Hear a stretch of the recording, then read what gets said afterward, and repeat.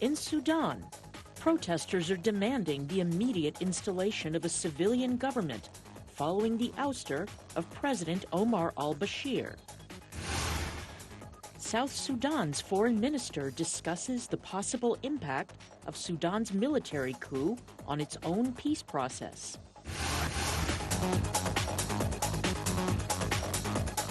Good evening and welcome. I'm Vincent Makori and this is Africa 54. Now, the people of Sudan are under new leadership following the oust of Omar al-Bashir as president. And the nation's new military rulers say they plan to restore the country to civilian rule, ideally within 2 years. But demonstrators are rejecting that timeline and say they want civilian leadership now and not in 2 years. At a news conference on Friday, General Omar Zain Abidine said the nation's military authorities will not extradite Bashir, who is wanted by the International Criminal Court on charges of crimes against humanity and genocide. Celebrations erupted in the streets of Khartoum after protesters learned that Bashir had been pushed aside in a coup. We get more in this report from Edward Barron.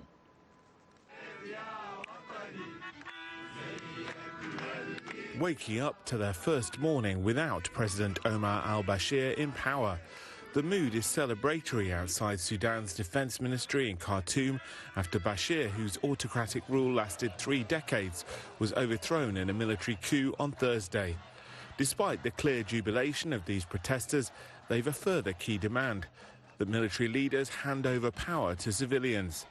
Demonstrators said they would not accept an administration led by military and security figures or by Bashir's aides. They chanted, "They removed a thief and brought a thief," and "Revolution, revolution." If they don't bring a civilian government representing the Sudanese people properly, our revolution will be incomplete and would not represent the hopes and dreams of the Sudanese people. And for this reason, we will continue to protest. Honestly, we will continue to sit here in this square until all our demands are met.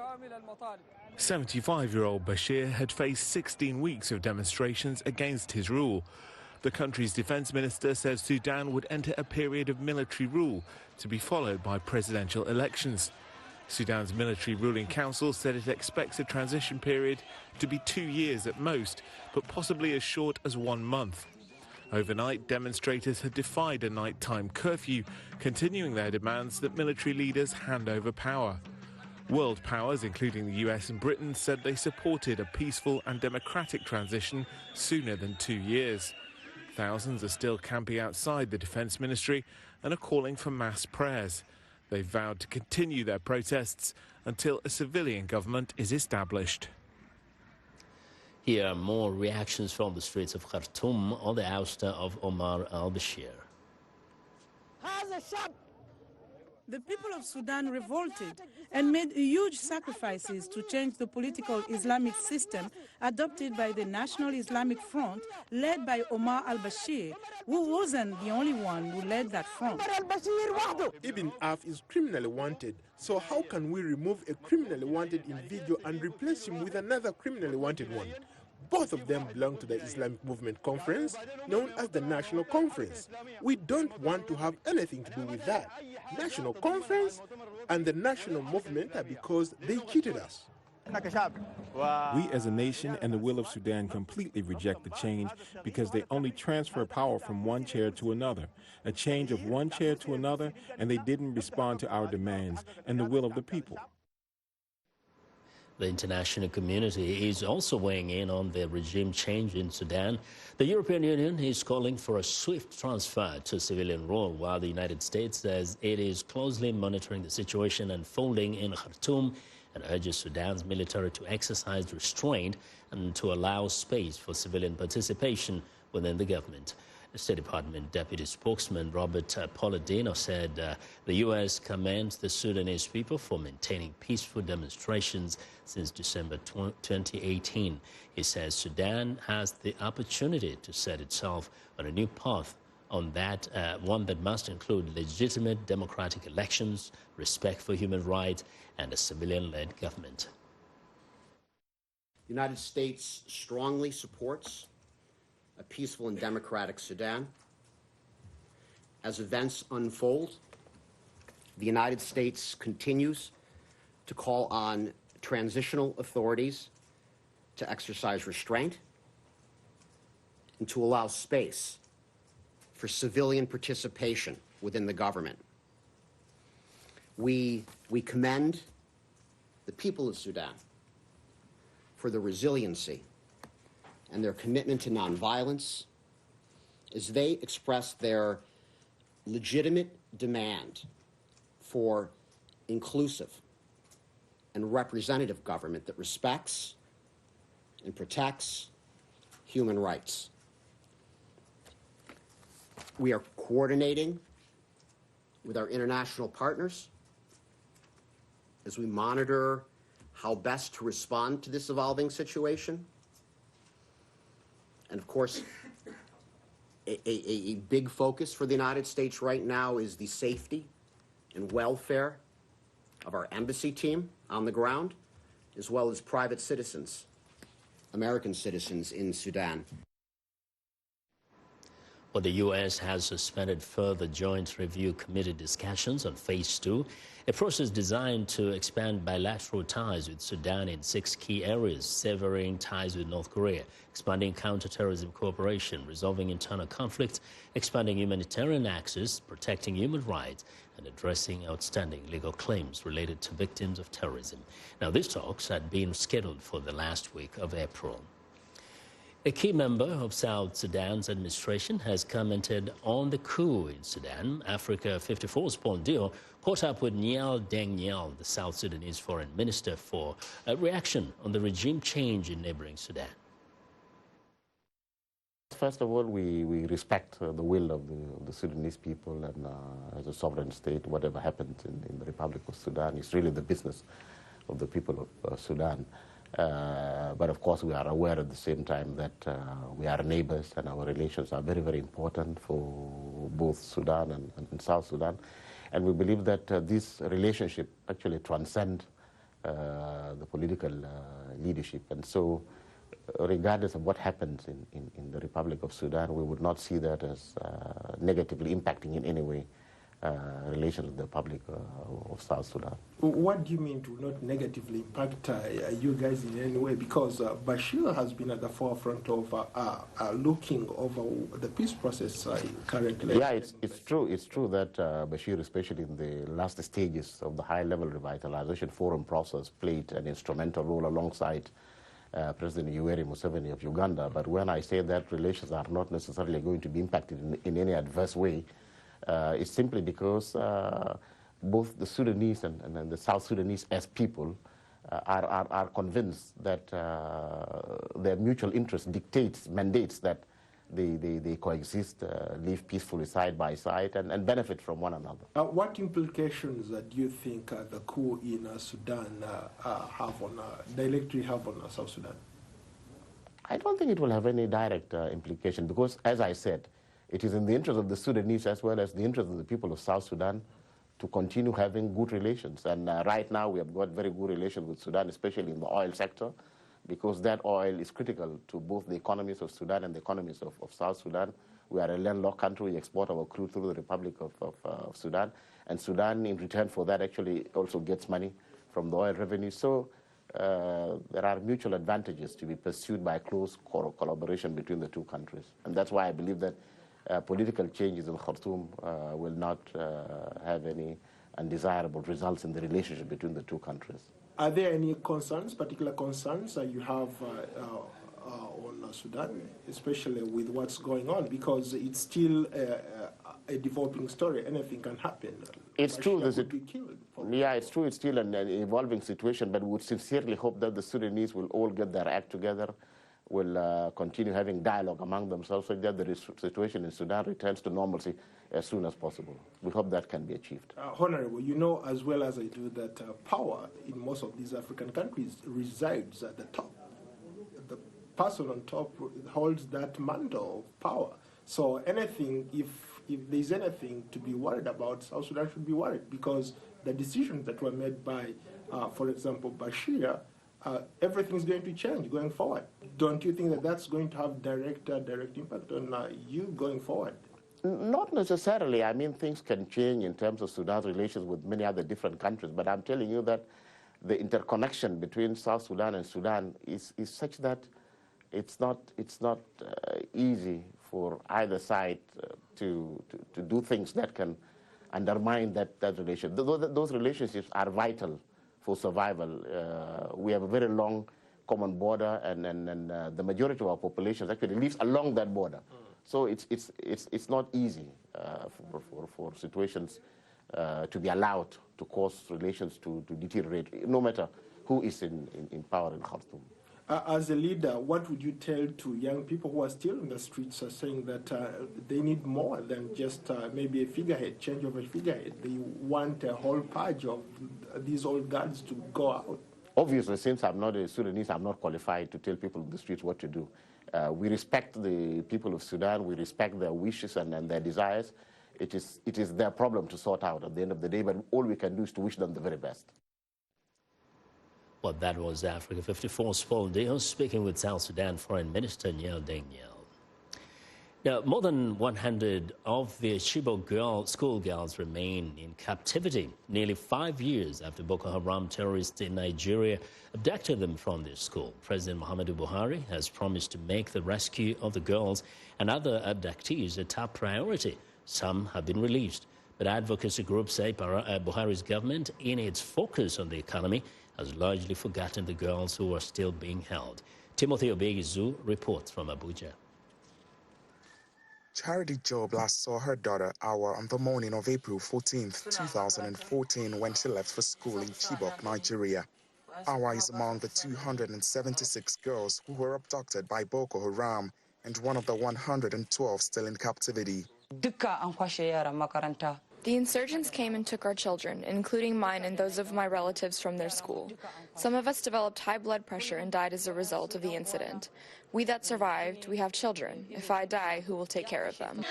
The mass abduction of the girls in 2014 triggered a global outcry and sparked the creation of the Bring Back Our Girls campaign, BBOG, in Nigeria. And for nearly 5 years, parents like Charity have been hoping their children will return home one day. We've been coming from time to time to search for our girls. Sometimes when we come, we have to wait for the sun to go down. Some people faint from the heat, and sometimes we go back very starved. But advocacy group BBOG is accusing the government is not doing enough to ensure the release of the remaining girls. The group is recording fewer numbers at rallies, but Kapani Yanga, rally coordinator, says they will not relent until the government responds. Since the 106 Chibok girls are released, we have not had anything from the from federal government. Federal government have to stand up to their responsibility. The government secured the safe release of some 21 girls in October 2016 and another 82 in May 2017. Al-Kazim Abdul-Kadir is spokesperson of the Presidential Committee for Northeast Initiative. He says it is negotiating the release of more girls. And I'm sure very soon we'll reach a middle ground where some of the abductees will be released to their families and to the society at large. In 2015, then candidate Buhari promised the release of the abducted Chibok girls and others taken by Boko Haram would be his top priority. But observers say in recent years the president has focused largely on the economy. On the 5th anniversary of the girls' abduction, advocacy groups like Bring Back Our Girls are calling on him to remember his first promise to bring the missing Chibok girls back to their families. Timothy Obiezu for VOA News, Abuja. Well, Southern Africa is struggling to recover from the devastating effects of Cyclone Idai that in March slammed Mozambique, Zimbabwe and Malawi, killing at least 1,000 people. In Malawi, the cyclone's floodwaters swamped medical facilities, forcing people to either walk long distances for health care or go without. The United Nations Children's Fund has deployed mobile clinics to evacuation camps to meet the medical needs of survivors. Lamek Messina has more from Malawi's Machinga district. Margaret Chapweteka and her 6 family members have been at this evacuation camp since early March, when Cyclone Ida's flooding waters destroyed their house. But she complains of poor living conditions and the nearby clinic often running out of medicine she needs for her baby. This is not a good place to live. There are no toilets here, there are no mosquito nets here, there's almost nothing here. I wish we were giving some startup materials so that we can return to our homes.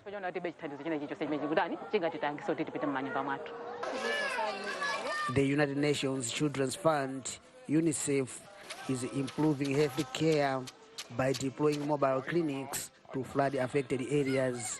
UNICEF says they will meet the health needs of not only children in the cyclone-hit areas, but also adults. After the first assessment, we had 7,000 as a target number of under 5 children to receive our services. So we are planning around that for immunization services, nutrition, screening, and everything. But that number likely has increased over time, and we are actually updating this data to have a good view of how many children are affected now. Medical workers say the children here suffer from malaria, diarrhea, and malnutrition. While the medical care is appreciated, Malau's flood survivors say they are only able to get food by working for nearby farms. The problem is that we are given relief items which we already have, like plastic buckets, water guard, and tents. But our great need is food. Malawi and UN agencies admit food shortages are a critical problem in the cyclone-affected areas. Malawi is seeking additional $25 million in aid to meet those basic needs. Authorities say they will begin closing the evacuation camps in May. Lamek Masina for VOA News, Machinga, Southern Malawi. The Washington-based World Bank has just released Africa's Pulse, a report on the continent's present economic status and future expectations. Now, the report says sub-Saharan Africa's economic growth slipped from 2.5% in 2017 to 2.3% in 2018. Last year was the 4th consecutive year in which sub-Saharan Africa's growth lagged behind its population expansion. In an interview with VOA senior analyst Jeffrey Young, the World Bank report's leader, author, Africa Division Chief Economist Albert Ziofrak explains the factors behind the slowdown. African sluggish growth is coming from an increase in trade tensions that are clearly affecting African economies, as 2 of our largest trade partners are involved, the US and China. It's also coming from an increasingly volatile commodities prices that are affecting African exports. Now, the World Bank's chief Africa economist says too many sub-Saharan states' economies are over-dependent on revenue gained from a single commodity, such as oil or minerals, leaving them vulnerable to global economic slowdowns and other factors beyond this nation's control. Mr. Ziofrak says economic diversification is essential to stabilize economies and to provide more jobs to their ever-growing populations. One area which the Africa's Pulse lead author says sub-Saharan Africa needs to make a top priority is bringing widespread access to broadband internet, not only to open new avenues of expansion for business, but also to help lift people into better lives and livelihoods. In the Africa's Pulse that we just launched, one of our special topics is on harnessing the digital revolution to power growth and reduce poverty in Africa. We see the digital as a key to creating jobs. We believe the digital revolution, if embraced and harnessed, could generate new sources of growth for Africa and create, more productive jobs. In fact, we estimate that if Africa were to, meet its own targets that they have, fixed for digital connectivity and digital skills, that could boost growth by more than 2 percentage points per year.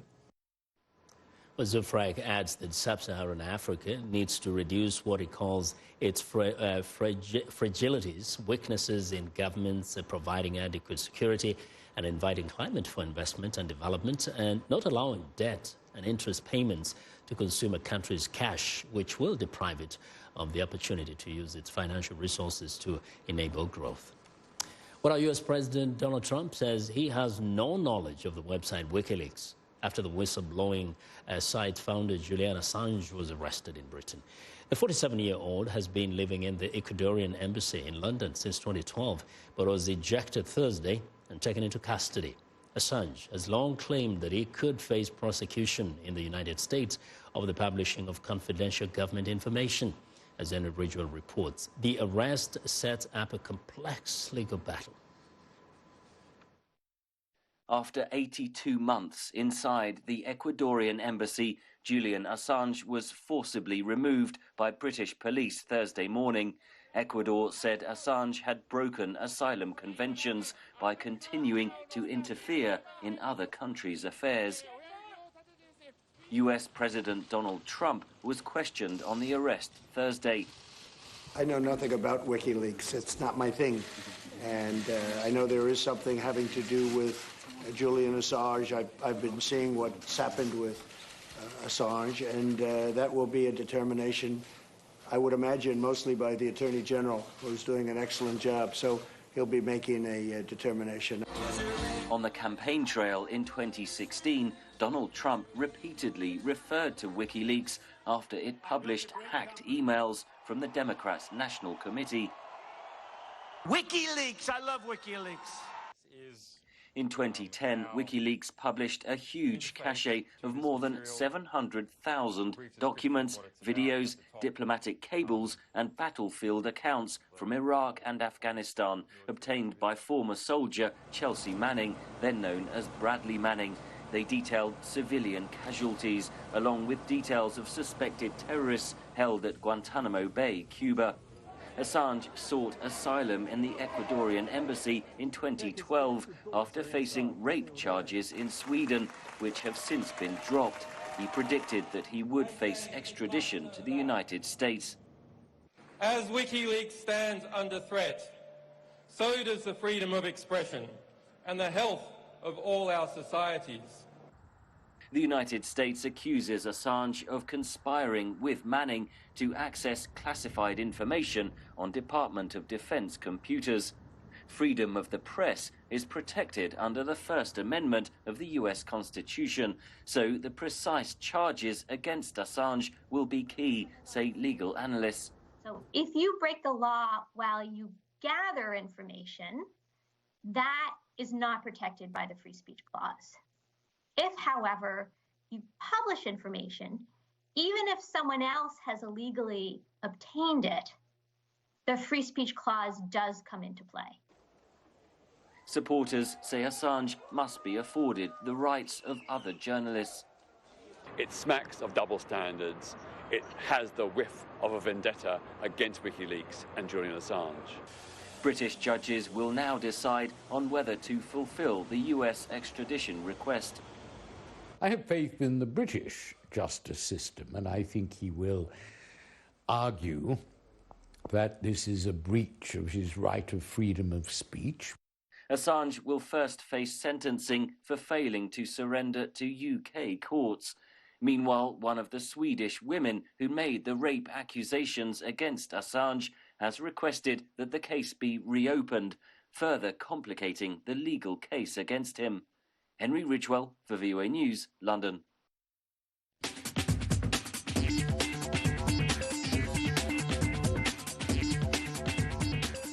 Well, and now here is what's trending. Hivyo tunazindua kampeni ya sauti. Umwele bawari malaria. Speak up and say, malaria must die. One voice can be powerful. While former England captain David Beckham is helping to launch a global appeal to end malaria. Appearing in a short video, Beckham urges viewers to add their voice to an audio petition demanding action against the disease. Malaria No More UK. The charity which created the video says that filmmakers used video synthesis technology to make it look like Beckham was speaking Spanish, Arabic, French, Hindi, Mandarin, Swahili, Kinyarwanda, and Yoruba. World Health Organization figures show malaria kills roughly 435,000 people each year. Now, farms of the future could have teams of small robots instead of huge tractors and machinery common today. Now, that's according to a British agri-tech startup. The small robot company is selling the concept of farming as a service. It is designed around its team of small, lightweight robots called Tom, Dick, and Harry. It says replacing the tractor with small, intelligent precision farming robots will make farms more productive, profitable, and increase the yields and efficiency. It also says farms will also be kinder to the environment as they use less fertilizer and pesticides, and that's what's trending today. Well, we'll close our broadcast.